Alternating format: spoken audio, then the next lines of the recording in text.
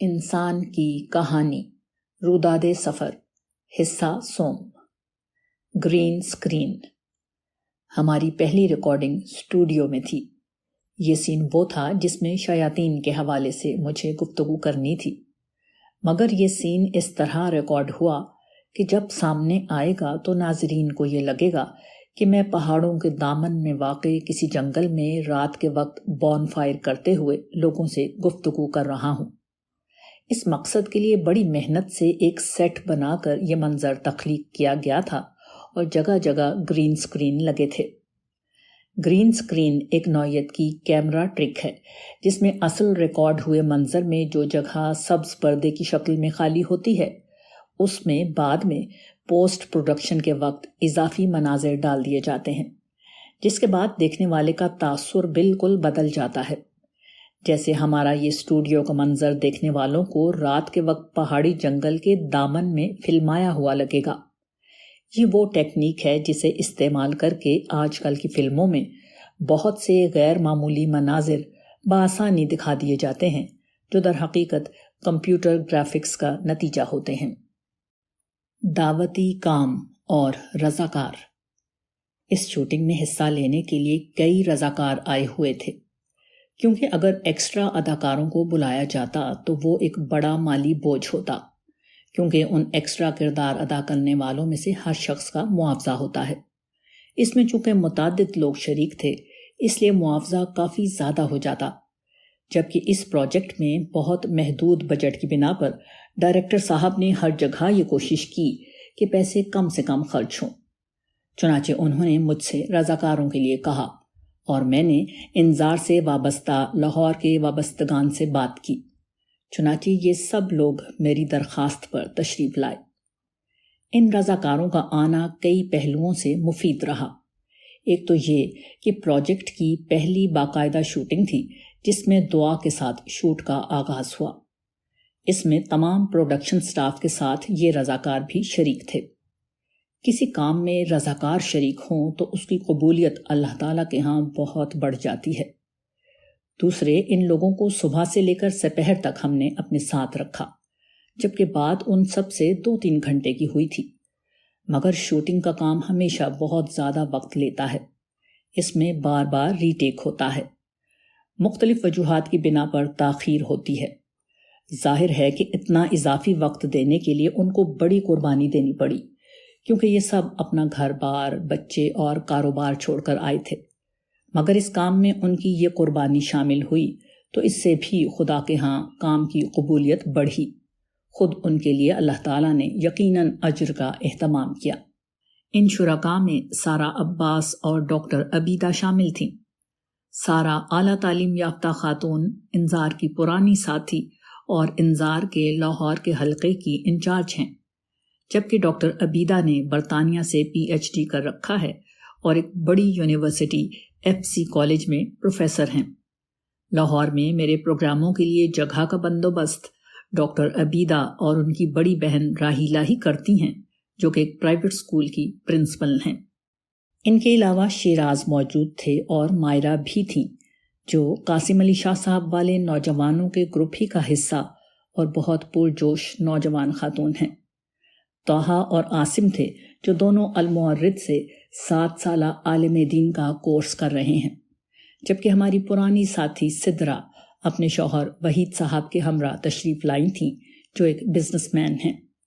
ان سب نے بڑے حوصلے کے ساتھ شوٹنگ کے مشکل کام میں حصہ لیا۔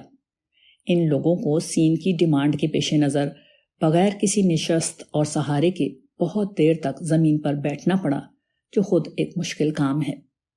باری اسٹوڈیو اور قومی زوال۔ ہماری یہ شوٹنگ لاہور کے باری اسٹوڈیو میں ہوئی، جس میں ایک زمانے میں فلمیں بنا کرتی تھیں۔ یہاں ہر جگہ اسٹوڈیوز ہی تھے اور چاروں طرف اسی فلم لائن سے متعلق دکانیں تھیں۔ سب سے زیادہ نمایاں دکانیں درزیوں کی تھیں، اور ان میں جس طرح کے کپڑے نمائش کے لیے لٹکے ہوئے تھے وہ عام حالات میں کوئی پاکستانی خاتون نہیں پہن سکتی۔ ایسے لباس صرف فلموں کے سیٹ پر ہی پہنے جا سکتے ہیں۔ یہی نیم عریانی فلمی دنیا کا سب سے بڑا مسئلہ ہے جس سے بچ کر ہمیں اس شعبے کو استعمال کرنے کی راہ نکالنی ہے۔ تمام اسٹوڈیوز اور یہاں کے پورے ماحول کی حالت بہت خراب تھی۔ احمد صاحب نے بتایا کہ ایک زمانے میں یہاں اندر آنے کے لیے باہر لوگوں کی لائنیں لگی ہوتی تھیں اور بغیر کسی سفارش کے اندر آنا ممکن نہ تھا۔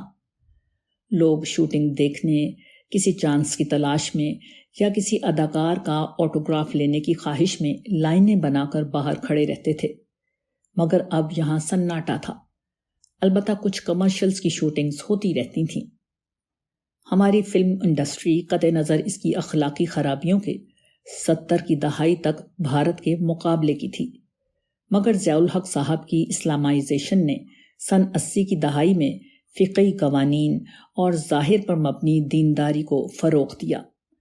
اس کی زد میں فلم انڈسٹری بھی آئی اور عملی طور پر ختم ہو گئی۔ تاہم میرے نزدیک اس کی زیادہ بڑی وجہ ہمارے سماج میں آنے والا وہ زوال ہے جس نے ہر شعبۂ زندگی بشمول فنون لطیفہ کو متاثر کیا۔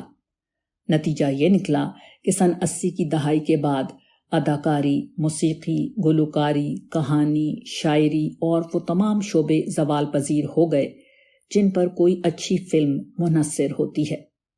نتیجہ یہ نکلا کہ حالات کا جبر اس شعبے کو نگل گیا۔ یہ معاملہ صرف فلم انڈسٹری کا ہوتا تو غنیمت تھا، مگر یہ زوال تو ہمارا پورا معاشرہ نگل گیا۔ اس زوال کی وجہ اس تعمیری سوچ کا خاتمہ تھا جو علی گڑھ تحریک نے پیدا کی تھی۔ 80 کی دہائی میں اس تعمیری سوچ کی جگہ وہ تخریبی سوچ غالب آ گئی جس میں فرد کی اخلاقی تربیت، کردار سازی، قومی ہمدردی اور شعور کی بیداری کے بجائے نفرت اور جذباتیت کے فروغ کو کرنے کا کام اور ظواہر پرستی نیز ریاستی سطح پر قوانین کی تبدیلی کو اسلام کا مترادف سمجھ لیا گیا۔ اس فکر نے ہم سے ماضی کی خوبیاں چھین لیں اور منفی سوچ، منافقت، سطحیت، انتہا پسندی اور فرقہ واریت جیسے مسائل بھی معاشرے میں پیدا کر دیے۔ جب تک یہ سوچ معاشرے میں غالب ہے، یہاں کوئی خیر پیدا نہیں ہو سکتا۔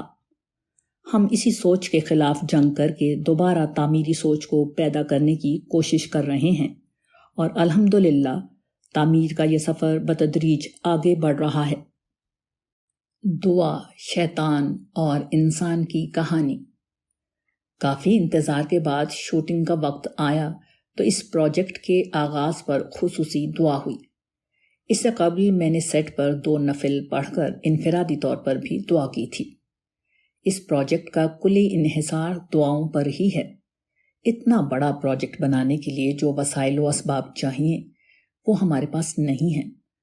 تاہم وسائل کی کمی کا یہ بڑا فائدہ ہوا کہ خدا پر ہمارا انحصار بہت بڑھ گیا ہے۔ یہی اس پروجیکٹ کی سب سے بڑی طاقت ہے۔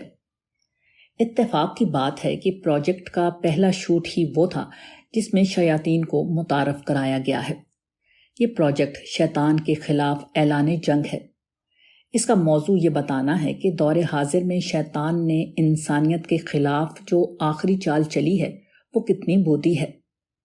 اس بات کی تفصیل یہ ہے کہ قدیم صحیفوں میں جہاں یہ پیشگوئی کی گئی ہے کہ رسول اللہ صلی اللہ علیہ وآلہ وسلم تشریف لائیں گے، وہیں یہ بھی بیان ہوا ہے کہ اس وقت شیطان جسے سانپ سے تعبیر کیا گیا ہے اسے بند کر دیا جائے گا۔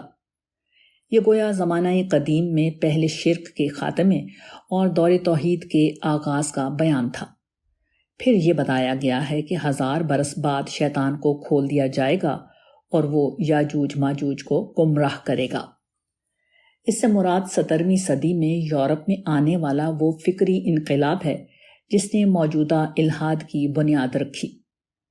یاجوج ماجوج کے بارے میں کئی دفعہ میں لکھ چکا ہوں کہ ان سے مراد کوئی غیر معمولی مخلوق نہیں، بلکہ یہ حضرت نوح علیہ السلام کے تیسرے بیٹے یافس کی اولاد میں آنے والے افراد کے نام ہیں۔ یہی وہ لوگ تھے جو قدیم صحیفوں کے نزول کے وقت فلسطین کے شمال میں آباد تھے اور غیر متمدن ہونے کی بنا پر دنیا بھر میں پھیلتے رہے۔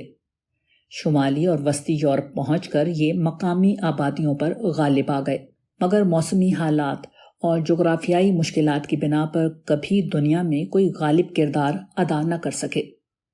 مسیحیت کے فروغ کے بعد یہ مسیحی مذاہب میں داخل ہو گئے، مگر پھر یورپ صدیوں تک جہالت، غربت اور تباہ کن وباؤں کی زد میں رہا۔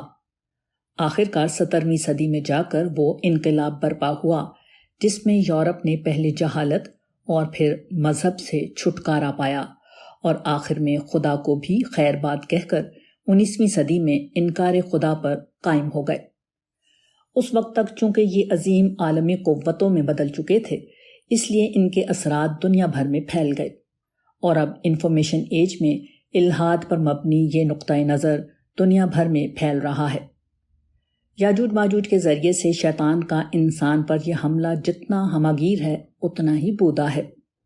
قرآن مجید کی عقلی اور فطری دعوت اس پورے نقطۂ نظر کے تار و پود بکھیرنے کے لیے کافی ہے، مگر قرآن چونکہ مسلمانوں کا مرکز و محور نہیں رہا، اس لیے قرآن مجید کا یہ استدلالی پہلو سامنے نہیں آ سکا جو بہت عام فہم مگر اتنا ہی مؤثر بھی ہے۔ اس ڈاکیومنٹری کا مقصد اسی استدلال کو دنیا کے سامنے لانا ہے، مگر مسئلہ یہ ہے کہ الحاد کے پاس دنیا بھر کی دولت اور چکا چوند ہے۔ شیطان کی اصل طاقت دلیل نہیں، یہی دنیاوی چکا چوند ہے۔ دوسری طرف ہمارے پاس سوائے دعاؤں کے کچھ نہیں۔ چنانچہ شیاطین کے خلاف اپنی جنگ کے آغاز کے موقع پر ہم نے یہی دعائیں اپنے رب کی بارگاہ میں پیش کر دیں۔